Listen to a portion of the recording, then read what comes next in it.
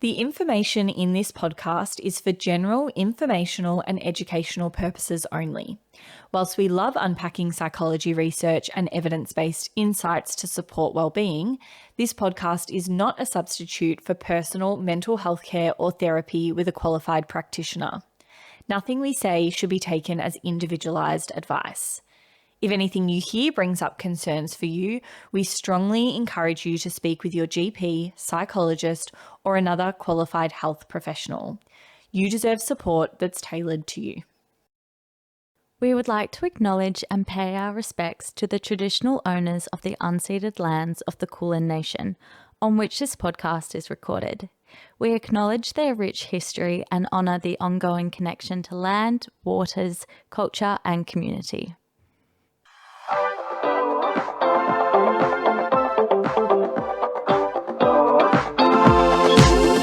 Welcome to This Might Help, a podcast bridging the gap between evidence-based psychology research and your everyday life. We're your hosts, Dr. Kira Hart and Dr. Lauren Rossetti, and we're two Australian psychologists. Today we're talking about all things friendship. So how friendship affects our mental health, how we can improve friendships, and also how we can make new friends.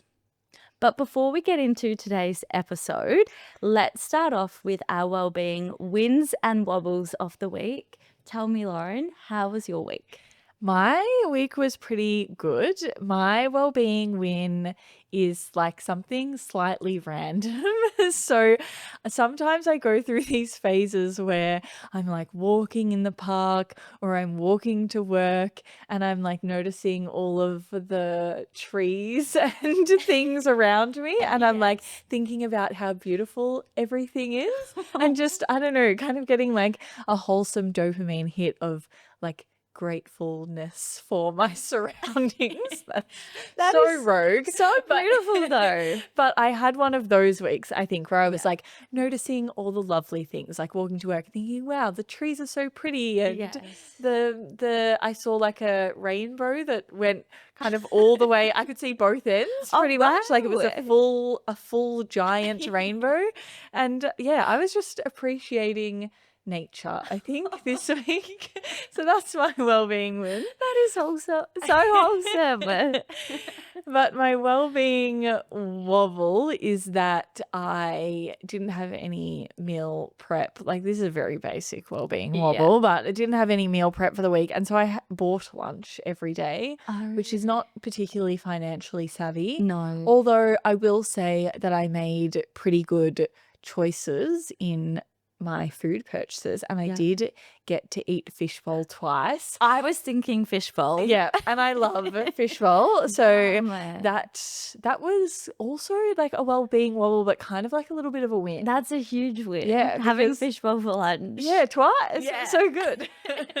So that's me. How about you, Kira? How was your week? My week was so lovely. My well-being wins were I went away with my friends and one of my friends is an amazing cook and she just made the most delicious meals whilst we were away together. So a huge thank you to her. She made some really yummy dinners and then made the world's best sticky date pudding. Like sticky date pudding's my favorite dessert. Yeah. And hers was like chef's kiss, like so delicious. So that was my well-being win.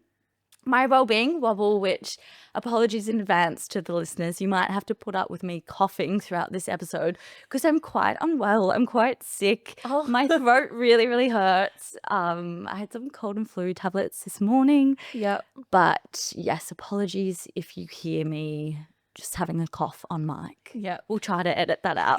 Yeah.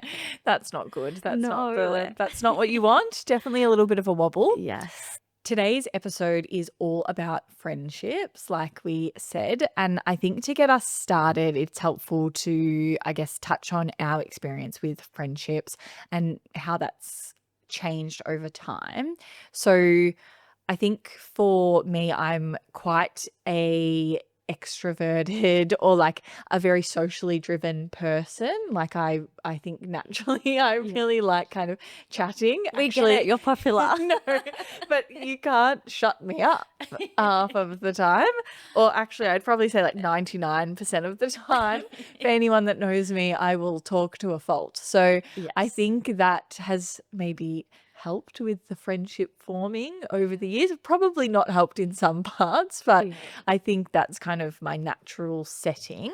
But I have noticed friendships change and shift over the years. And I think for me, particularly that bracket from kind of those last years of high school up to my mid 20s, that whole period I think is quite tricky for friendships, or there's a lot of shifts and changes and fluctuations in friendships and things. I think because you go from being in high school and seeing people so regularly, and that's kind of the bonding element, and then you leave school and you need to work out who you're like really friends with, and you need to also maintain and build on those friendships.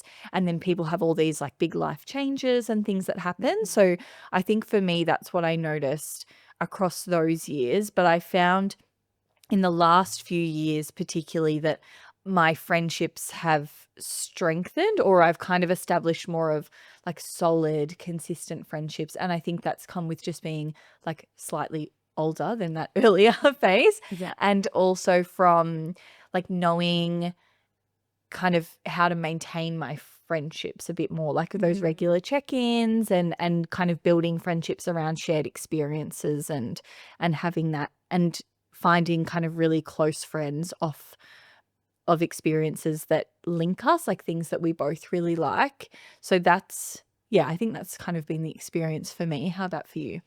Mine's quite similar in that I've had a core group of girlfriends who are the most amazing women that I've grown up with. However, over the years, people have moved overseas or interstate, and throughout those like mid to early 20s, just life has taken us in different directions. And people are also at different life stages in their 20s. Like some of my friends that I grew up with are now married with children, and some are still at uni, and we're all at different stages of life. So I found over recent years, I've had this really beautiful, like, second emergence of a friendship group as well. And I've found that meeting really close friends, but a bit later on in life, when I know who I am a bit more, that's also been like really wonderful to kind of have people enter my life and to form those really close bonds a little bit later when you know yourself better as well. Yeah. So I kind of have, two core friendship groups who are absolutely like my ride and dies. Yeah. And I'm sure like they know that they're like my go-to support people, and I don't know where I would be without them. And I think some people will have similar experiences with friendship to what we've shared, but also everyone's experience of friendship is really different. But if we look to the research and what friendship does for our mental health, or how friendship affects our mental health, what is it saying? There's so much evidence showing that friendship plays a massive, massive role on our mental health. And this is across all stages of life. So when we're like at school playing on the playground, when we're like a teenager and navigating those like friendship groups, and then all the way through your adult life, friendships are so important. I'm just thinking personally of my nana, who at 94 has such an amazing social life, and it has had such like a beautiful positive impact on her well-being. The research shows us that having strong friendships around us is positively associated with increased self-esteem and self-worth. It also mitigates against mental health challenges such as depression and anxiety. High quality friendships also helps buffer against the negative effects of stress, Yeah. particularly during those like tough or challenging times, like during COVID. Being able to like connect with friends was such a buffer against stress. Friendship quality has also been linked with like higher well-being, life satisfaction, and overall subjective well-being. Friendship also helps increase our self-esteem. So having great friends around us makes us feel better, which I'm sure people listening can kind of think of like the people in their life that bring them positive positivity and joy and kind of like fill up their cup. Yep. And there's also even physical health benefits to friendship. So it's pretty amazing. It's not just like psychological effects, but like physical health benefits as well. Yeah. Friendship also changes how our brains actually like perceive things in our life. So how we perceive and respond to things that happen to us. And there's a few kind of key bits of research that I think are really quite cool with with relation to this. Maybe that's a bit nerdy of me, but I do think it's quite cool. So when you tackle a really challenging task, but you have a friend present with you, your heart rate stays much calmer compared to if you're working alone. So just the presence of a friend when you're going through something challenging can literally help your heart rate be calmer and help your body manage the stress. So I think that's also talking to what you just said about how it buffers that stress response, but they've actually seen it manage or I guess kind of like lower that heart rate, which is pretty cool. Amazing. Yeah. And then there's this one study that I saw when we were kind of going through the research for this episode, which shows that people judged the steepness of a hill. So they were like looking at how steep a hill was, and they judged it as less steep when they had a friend standing next to them compared to if they were alone. So like having a friend with you means you're like perceiving these things as less challenging. I guess that's an interpretation of that, that like, you know, if you've got a friend by your side or you've got someone with you, a companion, a friend, your brain perceives challenges as more manageable when you have that social support. So your brain is like, yep, I've got more ability to do this when I have a friend with me, which is so lovely. That's amazing. On the flip side of this, the research has also shown that having negative or poor quality friendships can play a really detrimental role to our mental health, unfortunately. But the research has shown that negative friendship experiences, such as having conflict with friends or having friends where there's a lack of support, this is more strongly associated with loneliness compared to people who have fewer friends. So it's the quality of friendship that's really important, not so much the quantity. So you can have 100 friends, but if they're not supportive, kind people, you won't be getting the mental health benefits compared to having a few really close, kind, supportive friends. So we know that today we're more connected than we ever have been. Our first episode was on social media and we spoke to the mental health benefits that can arise through having proactive and productive online connections with friends. Yeah. And that can be a really great thing. But there's also an emerging space, particularly in AI, that's kind of like an AI companion. And in preparing for this episode, I read a few different articles with varied opinions. Some spoke to the positive impact that an AI companion can have for someone. So if someone's really, really lonely or really isolated, or maybe they don't have the social skills that they feel confident to connect in real life with a person without judgment, an AI companion can be a form of connection for them, and that's great for them.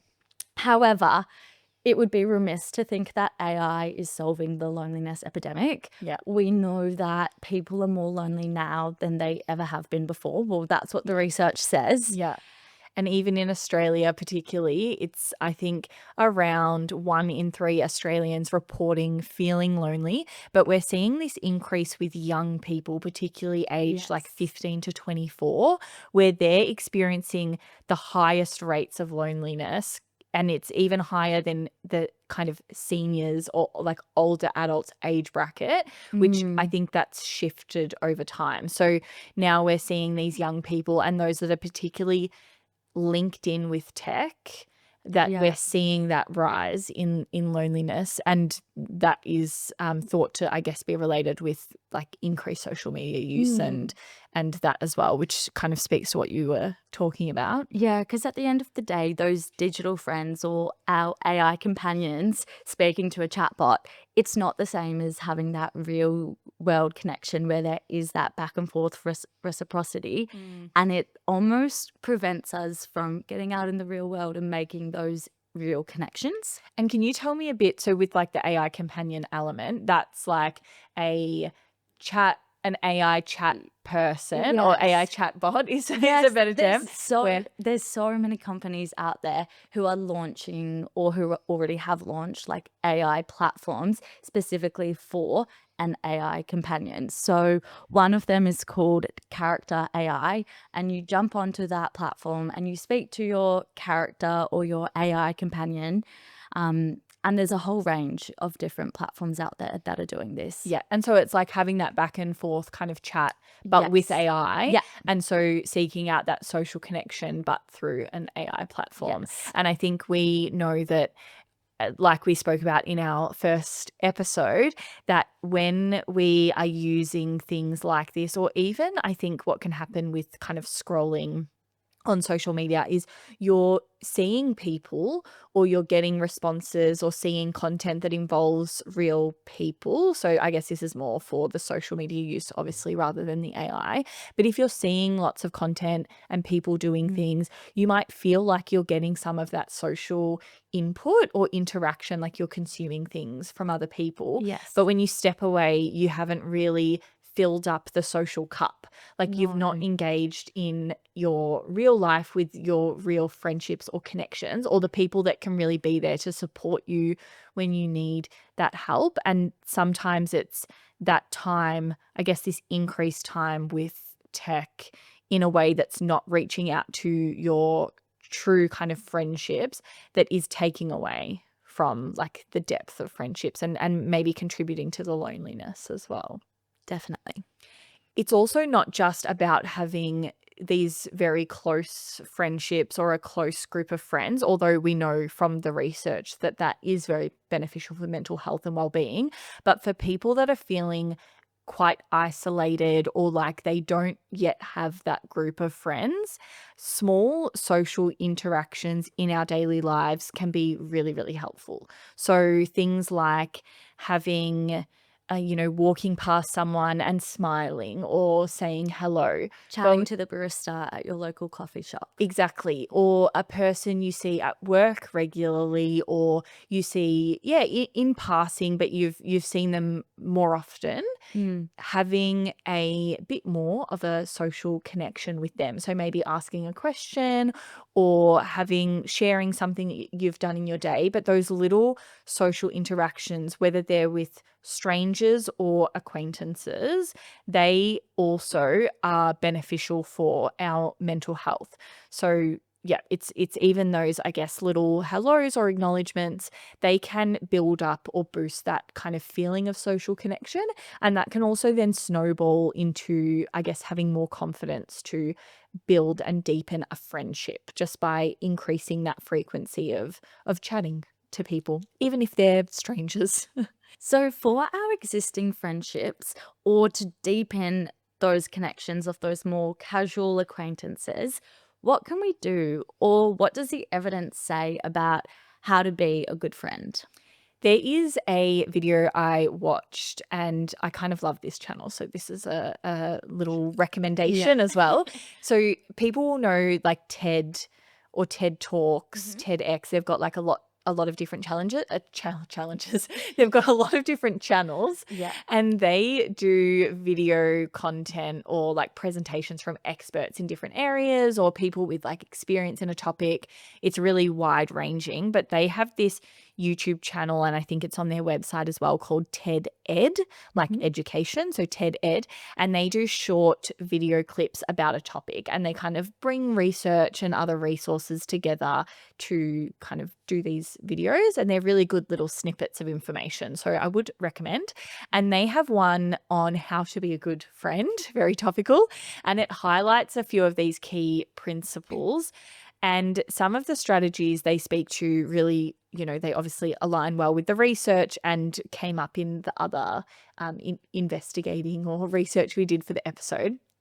One of those things is vulnerability. So having, I guess, a little bit of self-disclosure or being a bit vulnerable in your connections. This is helping us to really like build and strengthen our friendships. And it's not that with every friend you have to disclose every bit of information about everything, don't have to share your deepest, darkest secrets with, Everyone you meet. yeah, like Joe from the coffee shop or Jan at the Can you desk at work.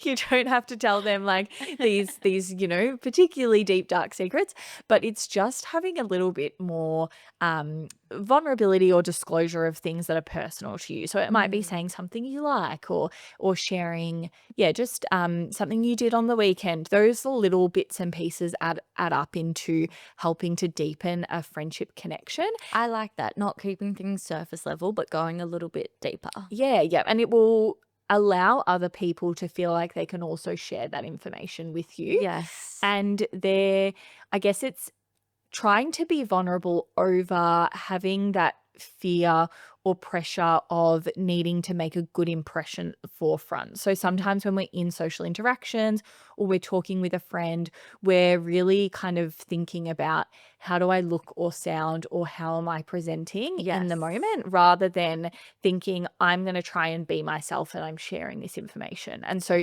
if we lead more from that perspective of being vulnerable and sharing more about ourselves rather than worrying how we're appearing and sounding and coming off, that is better at kind of building a stronger friendship. If we're focusing more on the vulnerability and trying to give that impression management a bit more of a backseat. Yeah. And there's also consistency that is a big element of building the deepness of our friendships. What do you mean by consistency? So this is being like regular, reliable, and consistent in being there to reach out to them regularly, keeping those either, it might be catch-ups, texts, calls, like just having regular contact and communication with friends will deepen that connection as well. And thinking about quality over quantity, which I think we've kind of spoken about within the research, but focusing on kind of deepening a few relationships rather than maintaining many, many, many surface level friendships. Yeah. So really focusing on, I am wanting to deepen my friendships with this kind of group of people or these two people. You're focusing on getting deeper with them rather than kind of checking in here and now sporadically with 10, 20 different people and never deepening those friendships. There's also the element that I think will come up for a lot of people and be quite relatable, in that you need relationships to feel quite mutual, or friendships to feel quite mutual and reciprocal. So in that your support of each other, your connection with each other is equal on both ends, and it doesn't need to be perfectly equal, and that will fluctuate over time. But for maintaining a friendship, so if both people in the friendship are really contributing with that behavior of building and maintaining the friendship, so they're being consistent with reaching out and offering support, that predicts relationship satisfaction. So you're more likely to be satisfied in your friendship if both people are putting effort in. So it's really like that two-way street kind of thing. And I think personally, I have had friendships where I felt like I was the one putting in all of the effort to maintain the friendship. So I felt like, I was always kind of texting or calling or checking in, asking the questions, organizing the catch-ups. And if I didn't do those things, nothing was happening on the other end. And that can feel quite, I guess, disheartening, and it can bring up a sense of feeling, I guess, not valued within a friendship. And I guess that's where you see those negative mental health effects of like a friendship that has conflict or isn't equal, in that you get those not so good feelings from that kind of setup. And I think at the time, I mean, I think I've experienced this when I was younger, and at the time I probably just like stepped away from those friendships. But I think as I've reflected and gotten a bit older and better at strengthening my friendships, the approach there is really probably an open and honest conversation about that with the friend, like saying to them, I feel like, like my experience in this friendship is that I am often putting the effort in to kind of maintain this friendship.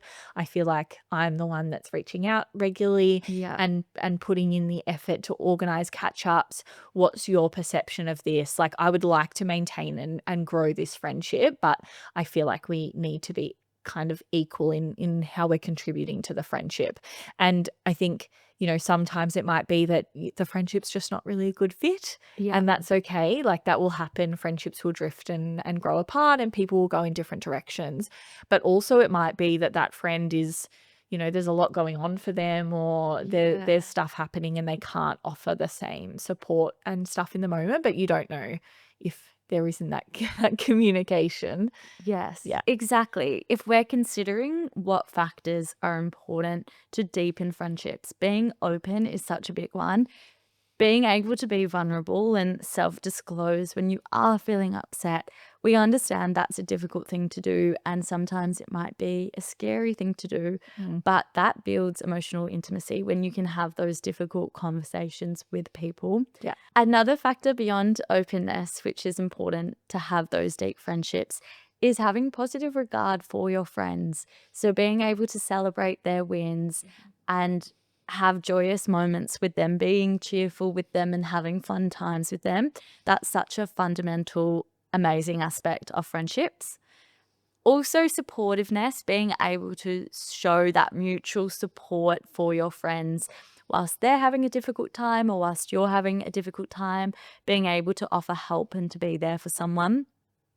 And also, just as you mentioned earlier, having those regular interactions with people is a really great way to maintain and deepen friendships over time. Everyone has such different experiences of friendships, and we're mindful that someone might be listening to this episode right now, and maybe you found yourself at a point in life where you're not surrounded by a close group of friends, or your friends who you previously were really close with, maybe they've moved away or drifted apart, and that happens. It's such a common experience for that to happen. And so if you are looking to make and find some more friendships, how can we go about this? There are lots of ways to go Amazing. about this, and there's some great discussion that I was listening to and reading by this psychologist called Dr. Marissa Franco, and they are the author of a book called Platonic, and this book is all about kind of making and keeping friends. And on a couple of the podcast episodes, there's a bit of information I'll chat about, and we'll link those in the show notes too.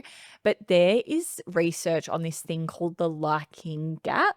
Okay. Yeah. And the liking gap shows that people tend to underestimate how liked they are when they interact with strangers. So essentially, if I'm going up to people and I'm engaging in a conversation, so like I'm meeting new people, or even for people that you already know, I guess. But anyway, if I'm going up and I'm chatting to people and I come away, I will rate how liked I think I am a lot lower than how much those people actually rate that they like me.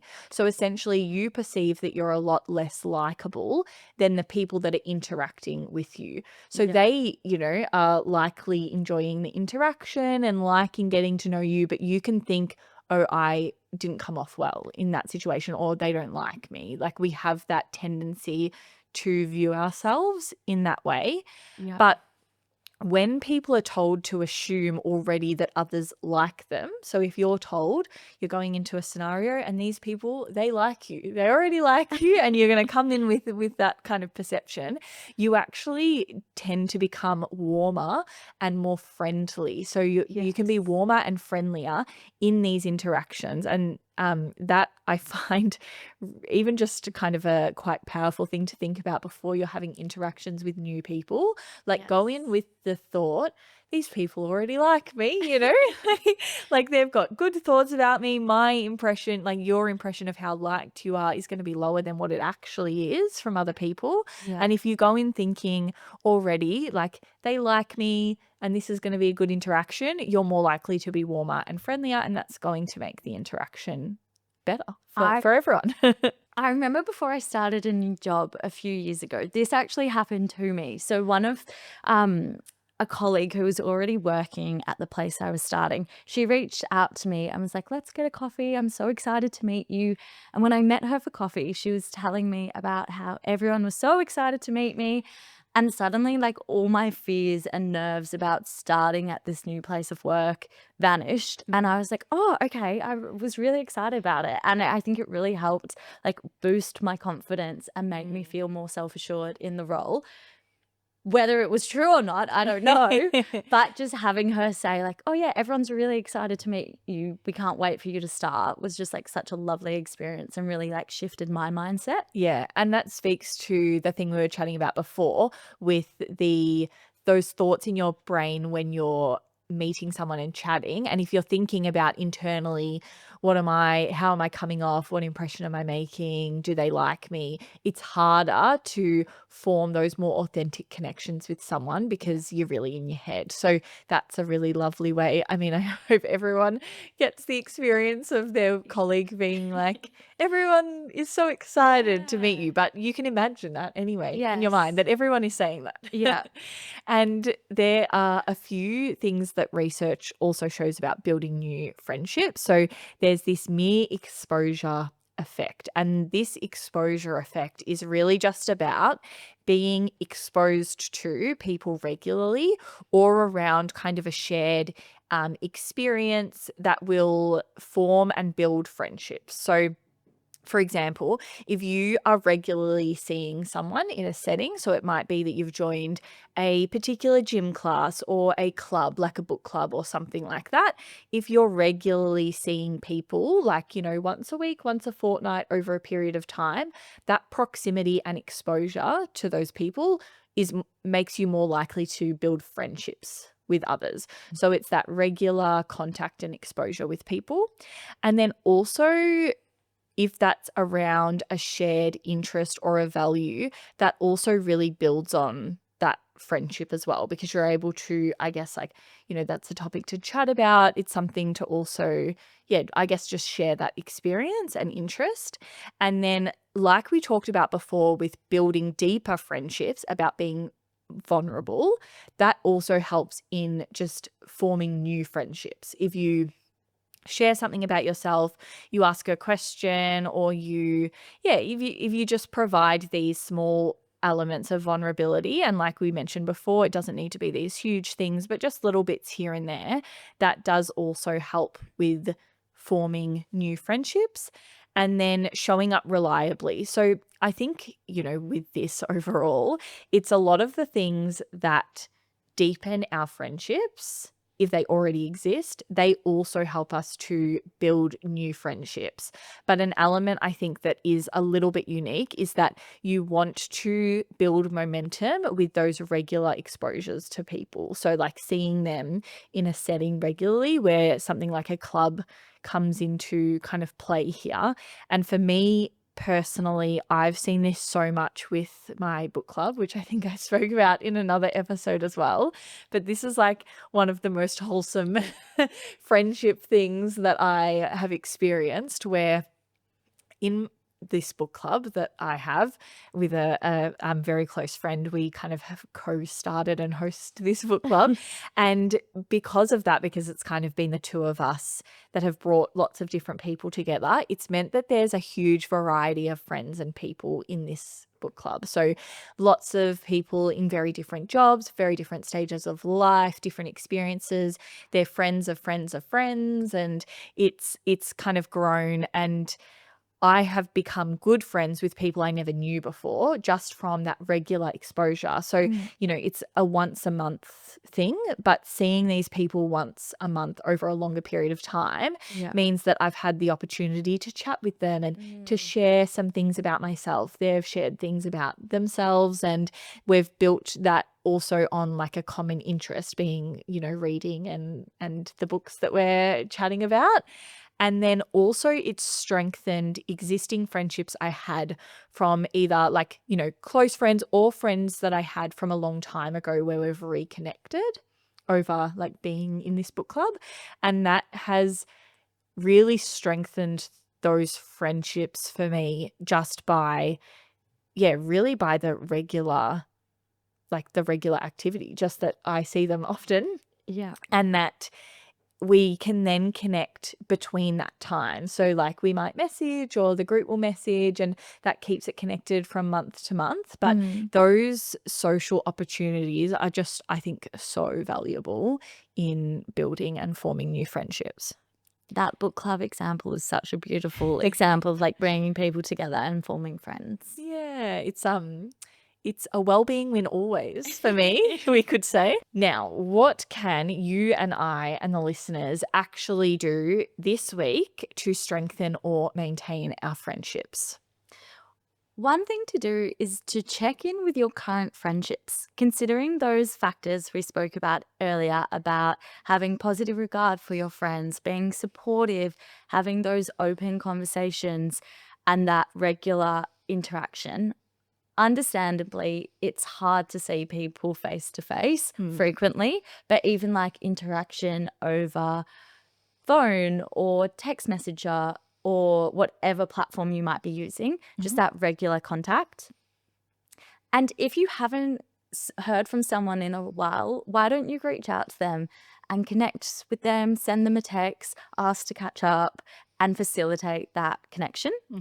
Likewise, you could engage meaningfully with a friend online, like engage with their social media, but have that like interaction with others online in a deep and meaningful way. Yeah. Another thing that's important about friendship that is really highlighted in Dr. Marissa Franco's work is that friendship requires meaningful effort. Sometimes we might think friendship should be easy and come naturally. However, most friendships don't happen by chance. They require work and they require effort. So making sure that you're putting in that time and you're reaching out to others to stay connected is really important.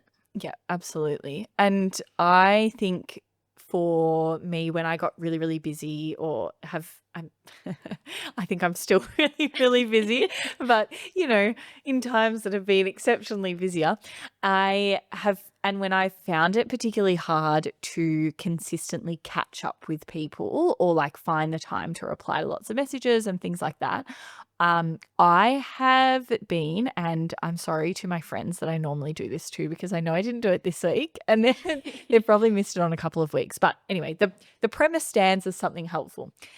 Weekly voice notes to my friends. So I had like a Wednesday check-in that I would do. And on a Wednesday, I would be, I don't know, either walking home from work or at the end of my day, it was like I literally had it scheduled in my diary and I like to put it in my calendar, weekly voice notes to friends. And I would just send a little update about what I've done that week, what's new, what's been hard or a challenge that is happening, something really great, what I'm doing on the weekend, like anything. It could just be me rambling for like 5 minutes to them, but I send that and then that would kind of spark, those friends sending back a voice note or they'd send a text and it just helped to maintain and keep some of those friendships consistent just from that regular check-in. And, that kind of bypasses the challenge of if I can't catch them on the phone or where we both don't really feel like we've got the mental energy to sit down and read and reply to texts or something like that, or we don't have time to catch up in person. So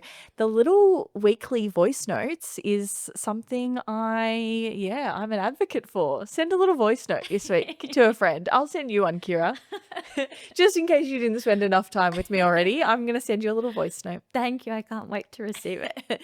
And for people that are looking to build new friendship connections, your weekly, to-do list from this Are we episode. doing homework now? Yeah. Like, didn't I, the last episode I had homework of listening to the sleep book, which I haven't done yet. But that's okay. For next week. Yeah. This is a rolling homework list. Yeah. So, okay, the weekly tasks for those looking to build and form new friendship connections is committing to one regular activity. Commit to something where you will see the same people regularly. That might be weekly, it might be monthly, fortnightly, but commit to something where you're going to see some people regularly Yeah. and try to practice a little bit of vulnerability with others. So that could be people in this regular thing that you're going to commit to, or with people at work, or your coffee shop barista or Yeah. person, and say that, yeah, just it doesn't need to be something wildly personal. It might also be better for it to not be too wildly personal. No, I'm opening up to my barista this week. Yeah. But just something that, something you like, or, something that happened to you on the weekend. Just share something. Nice. And then focus on being positively curious about others. I love this one. Just having that curiosity about how people are, what they're doing, like, just being open and curious about other people, that will help to build those friendships too. So, on today's episode, we've spoken a lot about friendships, why they're so important for our mental health, and what are some things we can do to deepen our friendships or connect with others and make some new friends. Speaking of friends, message us and say hello at This Might Help podcast. We're on Instagram and kind of on TikTok, but say hi to us there and we'll sort that out soon. Yeah, we'll hopefully start posting on TikTok soon. That's our homework for this week. Perfect. Yeah. The video version is on YouTube, and the resources and references from the episode are in the show notes. As always, if you need further support, please get in touch with a healthcare professional, and further helplines are also always in the show notes. That's us for episode 7. Amazing. Thank you for listening, and thank you, Lauren, for being my friend. You too, Kira. Bye.